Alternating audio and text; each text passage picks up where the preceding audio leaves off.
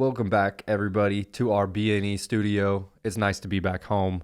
We are going to be pumping out videos left and right now. It's draft season. Let's talk about the Commanders, man. They got the number 2 pick. It looks like they're setting themselves up like they want Caleb Williams. What do you think? With the hiring of Cliff Kingsbury, it looks like that's the direction that they want to go. However, getting to that number 1 pick, that's everything. Are they going to be able to get there, or are they just going to have to rock Drake Maye? Is there a world when they can draft Caleb Williams at number 2? Yes. If Drake Maye walks up in there and goes hard. So you're saying Drake Maye, I don't think either one of them are even doing the combine. I'm sure they'll do pro days. You know what? The Bears have the number 1 pick. Yeah, so right? you're saying... So what I think they should do is the Bears should trade back for a 1, 2, and get whatever capital they can. Granted, there's nobody else coming up for that number 1 spot. And then trade back from 2? Then trade back from 2 and get more capital. Yeah. Granted, they don't want Marvin Harrison or something like that. No, they could trade back. They could trade to 3 from 2 with the Patriots and get Marvin Harrison at 3. That's a genius idea. Why aren't we the Bears GM right now? Ryan Poles, I swear to God, if you're not listening to this, or if you do, comment and subscribe. Before we take your job. We're about to build the Bears. Yeah, Ryan Poles, fuck you. Okay. You successfully fucked the Bears up for 2 years in a row, even though everybody gives you credit for it. Yeah, I mean, all he has to do is fire Eberflus, and I would have a positive opinion about the guy. Yeah, it's very simple. Like, I think he's done an amazing job with the way he's orchestrated trades and drafting and all this stuff so far. But he yeah, just hasn't done anything else with it. he needs to get rid of Eberflus. But anyways, that's besides the point. The Commanders. So you think there is a world where they could get Caleb Williams at 2? And that's really only if Drake Maye has an amazing pro day and somebody wants to trade up to 1 to get him there? Yes. Or if somebody else sees Drake Maye, or somebody else has that top pick and wants to jump up to number 1 to get him. You're so stuffed up. You sound so Do you want to go blow your nose? up, Dude, there's nothing in my nose. It's swelling. Yeah, like Yeah. It's inflammation. It was not that bad. Dude, it sounds like As just now. I know, bro. Like, you just caught like a vacuum in your I nose. know. Like, dude, it's right now it sounds like I'm talking underwater. I know he does, dude. Like, I was like, holy shit. Like, are you good? Yeah. I just need some Afrin. Damn. Okay. Fuck. Fuck me, dude. Like, I fucking feel bad for you. Hey, I usually bring my Afro with me, but Oh, you picked the wrong day. Leave it at home. I left my jacket at home. But yeah, those are the only 2 realities of which I could see it. So you're saying no matter what, pretty much it's going to be Drake Maye and Caleb Williams are the top 2 picks Yeah. in either order. Unless Jade Daniels wants to go Mike Pickett out there, you know. Yeah, I don't see that. I don't see any of the teams picking him that high. But yeah, I'm in agreement with you there about them 2 guys being 1 and 2. Just with the way things going, I just don't think that the Commanders are going to be able to land him at 2. I think the only way you get Caleb Williams is by going to 1, like you said, unless something unforeseen happens. So they will have to make a trade if they want Caleb Williams. I just think this whole thing is going to blow up in their face.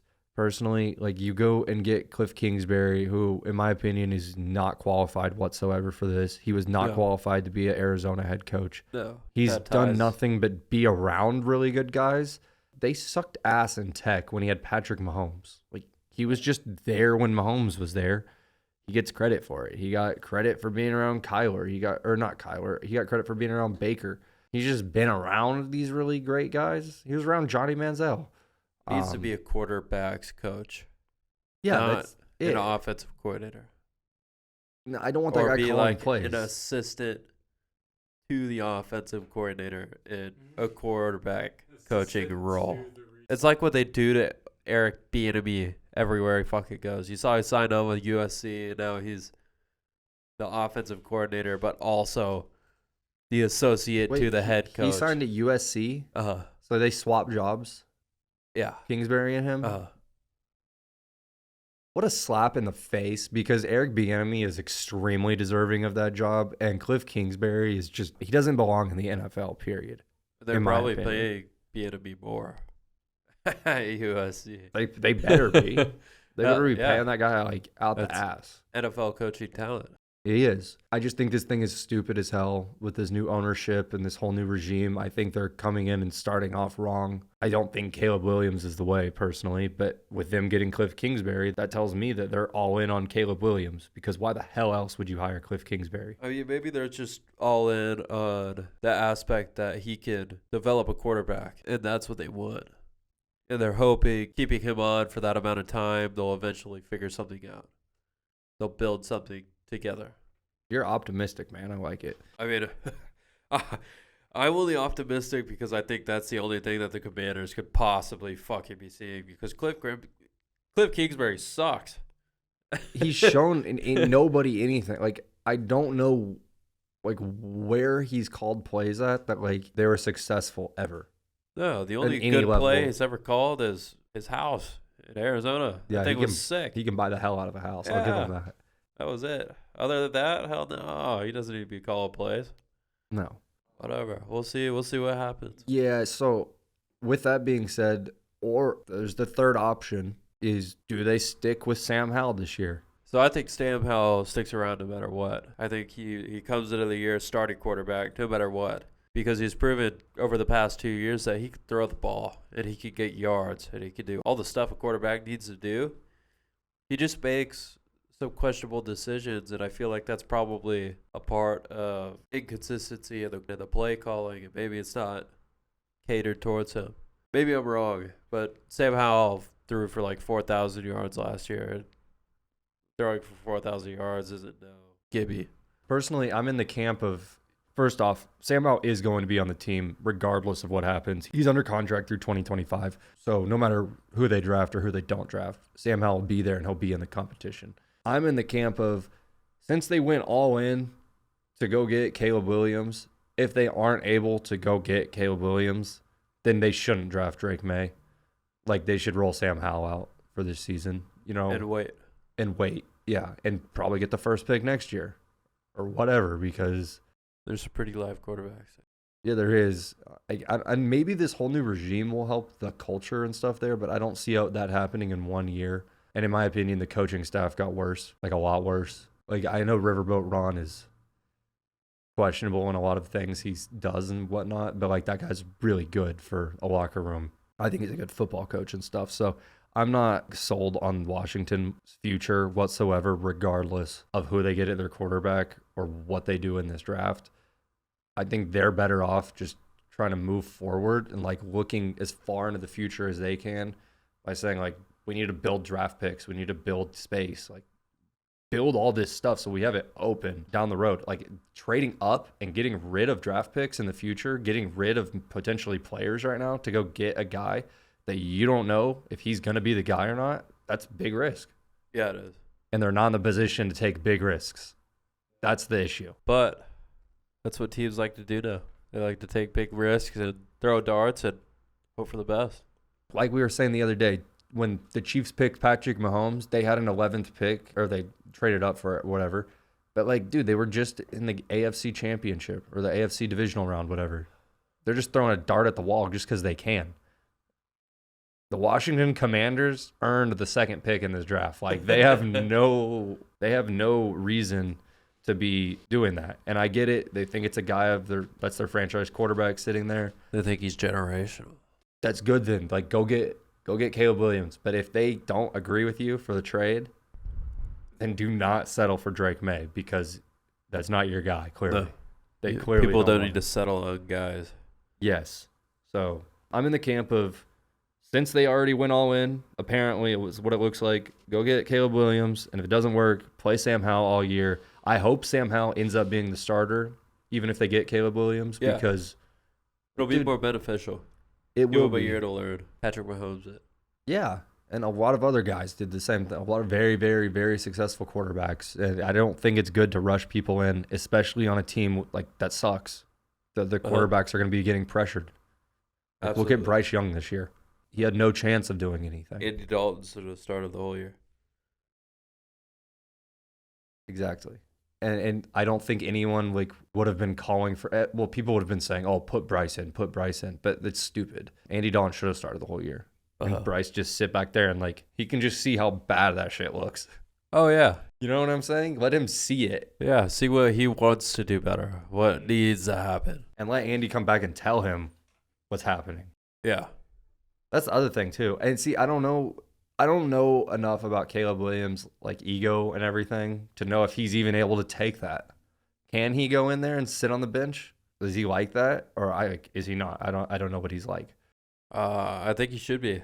Okay. If you're a number one pick and you're coming out with this much hype, you better be willing to do whatever it takes to get to where you want to be with the team that you're on. You should be. Yeah. A lot of people aren't. Be humble. Yeah, that's it. I have no positive outlook for the Washington Commanders in the next 10 years. That's my analysis of this team at this point in time. I don't care who they pick it to. And if the other flip side of this too is if I'm the Bears and I have multiple teams calling me, including the third spot, they're gonna be offering more than the second spot probably. If I'm the Bears, I'm gonna be more inclined, more than likely. You set up a fire sale and you're just trying to go back and forth. Yeah, that's it. You're gonna overpay. You're gonna have to overpay if you get in a bidding war because of the disadvantage you have from being at 2. Yeah. You know what I'm saying? So, and that's what we were just saying, like the risk. I just don't see a way where like this actually ends up positive for them. Do you think that like if they get Williams or Maye, either of them could ever like bring them out of this funk that they're in? You know, honestly, I have no clue. If they're going to do it, it's going to have to be with Caleb Williams. It's not going to be with Drake Maye. I think if they get their hands on Caleb Williams, just go for what you're looking to do, what you're hoping to do, and hit it. If they get Caleb Williams, do you think they can be successful with Cliff Kingsbury as their coach? No. Okay, so then when they fire Cliff Kingsbury and then he has to restart with a new offensive coordinator, how hard is that going to set him back in his career? I think he'll be fine. I hope so. I'm hoping we've that seen by this point, Cliff Kingsbury has grown out of college schemes. Like I have no optimism for that dude, fucking whatsoever. He's been sitting on the bench for a year, so he's been traveling around the world with his girlfriend, taking pictures of her for Instagram. Beautiful. Yeah, I mean he's been living life. Don't get me wrong, but like, yeah, traveling the world. You better be thinking about football too. I don't know. Like I get it. Like it makes sense. He was the offensive coordinator with him, all that shit. But it just seems like bad for business. That's the first thing these owners are doing. It's the first thing. Yeah. It's like Lamar Odom. The first move was big. And he to was sign on Lamar crack. Odom, who was on crack. His very first move as the executive was to sign Lamar Odom, who was on crack. Shout out to Stephen A. I want That was one hilarious. ESPN grade microphone so I can scream like Stephen A. Right. Dude, how do they like? Who's mixing that guy's mic? Is that like a legit full-time job? Like he's like twisting his mic as he's screaming. It has to be. It's like that first move, you know. The stupid first move. That's the funniest like moment ever on ESPN. Oh yeah, 100%. I remember when I first saw it. I was on the ground, dying. I was crying. Jordan showed me that shit. I was like crying. We were outside at the Woodlands. I was just sitting there chilling, dying. It's the best moment in television history, like on sportscasting history. That shit is fucking hilarious. Wait, Yeah. who's he talking about? Phil Jackson. Phil Jackson, right? Yeah, like when he went to the Lakers. Yeah. Yeah, bro. That Phil Jackson, coach of the Los Angeles Lakers, and your first move is sign Lamar Odom, who was on crack, like screaming. That's when I became the GM of the fucking Knicks. Knicks, you're right. Yeah, because he's a fucking Knicks fan, Yeah. and he gets so heated about the damn Knicks. Oh man. You're right, Oh man. dude. That boy had to get care flighted in a helicopter because he didn't fit in the ambulance. Out of a whorehouse while he was married, like with all the TMZ people on that shit. You see that shit the other day of Stephen A. talking shit about some dude that averaged like 6 points in the NBA, and then they came back at him with his stats in the NBA, averaging like 1.4 points. Stephen A. Smith, Uh-huh. he played in the NBA. Uh-huh. No, he did not, dude. In high school, bro. Either or. I don't No, give like a shit. high school. I don't think he played college, dude. So I saw it the other day. It was funny as shit. Look it up. No, there's no chance in hell he played in the NBA. He played Winston-Salem University, and then he cracked his kneecap in half and never played again. So he could play. He was on scholarship to play at a D1 school. Average 1.4 points. Dude, I still think the shit of LaMelo Ball's dad, who I was just talk all that shit, who said he could beat MJ, and those kids at that camp told MJ, like they were at like Michael Jordan's basketball youth camp, and they're like, hey, this guy said he could beat you one-on-one. He's like, yeah, I heard about that. He's like, I looked up his stats. He didn't even make the NBA, but I looked up his college stats, and it was like legit like 3 points in a board a game at like a D3 school. He's like, yeah, I don't think so. That's hilarious. Fucking LeVar. I apologize to y'all for the Snuffles. nipples. We live in Dallas. Worst allergies in the U.S. Okay, so Like, subscribe, follow. We need to get to 100. If we get that 100th follower and we see who it is, you'll get to submit a question, and we will do a video on it. Be that 100th subscriber. Washington sucks, guys.